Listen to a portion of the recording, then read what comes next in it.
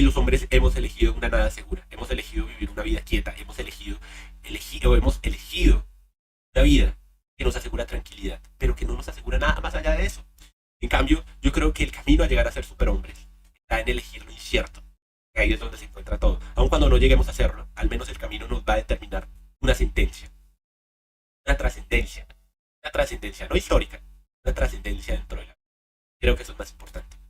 Dentro de la condición de la humanidad no podríamos entregarle a los hombres comunes un libro como este, porque en su condición digamos que tiene muchas aristas y tiene muchas ideas que pueden ser malinterpretadas y llevadas a formas de expresión lingüística o de actitud o de comportamiento que no serían las adecuadas o que no se estarían buscando dentro del libro. A partir de ahí, Margarita nos presenta entonces una condición del lenguaje.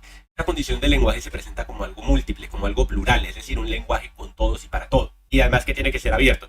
Dentro de esa condición se entiende entonces como un acercamiento del libro, ¿verdad? Pero sin embargo, si habláramos de estas ideas, creo que hoy en día tendrían un contraste severo con relación, digamos, a lo esperado por él.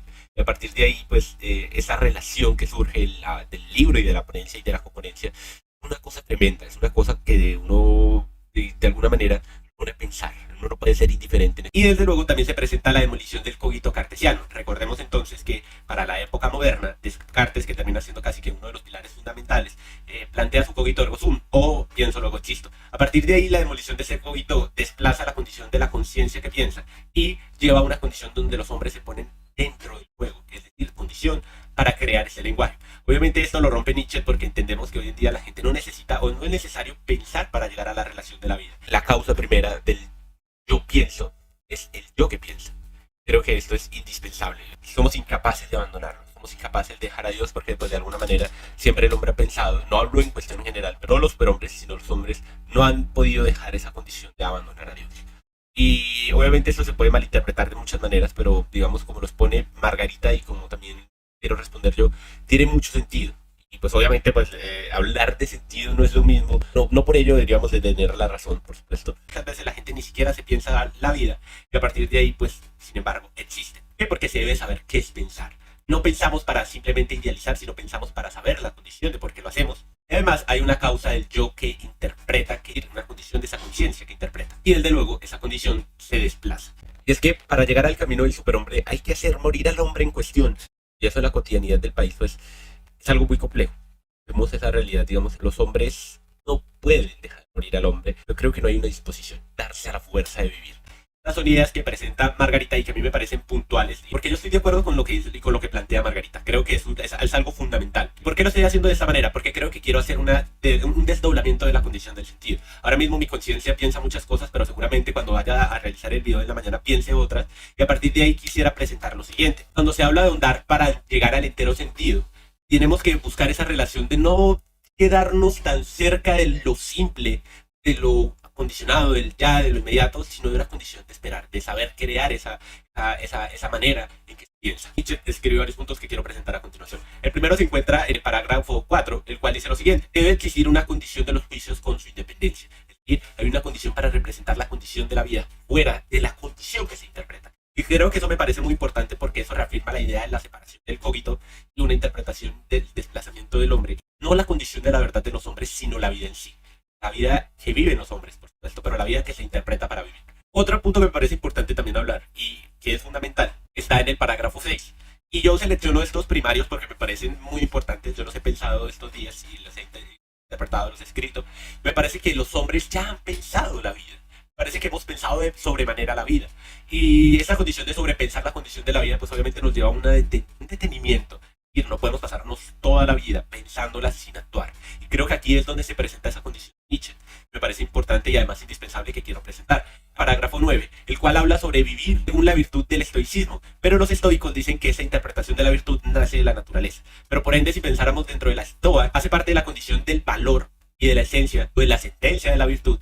De alguna manera nos damos cuenta que la representación de la vida como algo estoico, como algo elemental, por supuesto, no nace de una condición de la naturaleza, porque la naturaleza dentro de su condición es indiferente, es decir, no interactúa con nosotros de alguna manera y desde esa perspectiva está alejada de la estoa, que representaba en los estoicos.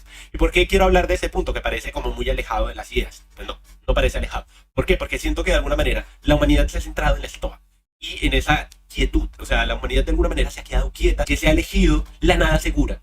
en vez de el todo incierto. Me parece que es indispensable pensar esto y presentarlo, digamos, dentro de la componencia ya para ir cerrando.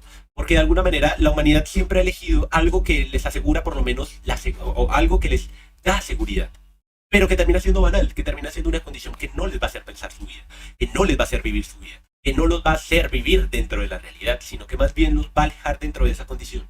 Cuando se piensen y cuando quieran interactuar y cuando quieran llegar a ella, se van a dar cuenta que es demasiado tarde. Terminan pensándose ya al final de su vida.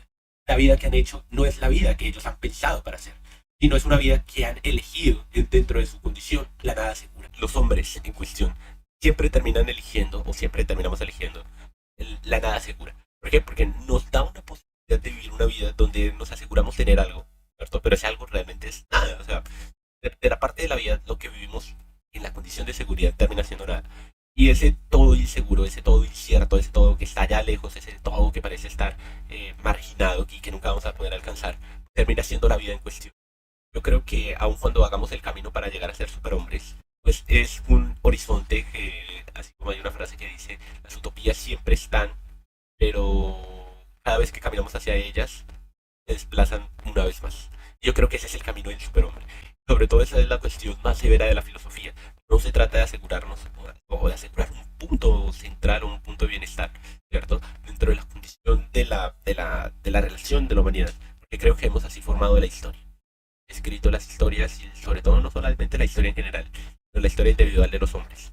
Creo que la historia de los superhombres está en sobreponerse a esa condición, y avanzar un poco más hacia allá, avanzar un poco hacia lo desconocido, hacia lo incierto, hacia un todo que no nos asegura pues vivir una vida de realidad en cuestión pues, de seguridad, pero sí nos asegura algo más que los hombres pues no son capaces de sobreponerse para llegar a ese camino. Pero aun cuando vayamos por todo es algo incierto y eso nos genera una inseguridad. Creo que es aquí donde se representa esa condición y donde se une la ponencia de Margarita, porque considero yo